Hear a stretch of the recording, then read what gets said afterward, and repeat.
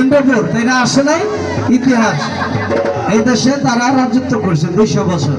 এই রানী এই মহারানীরে সবাই যা যা আছে পকেটে টাকা পয়সা যা আছে সব দিয়ে আলাম আছে।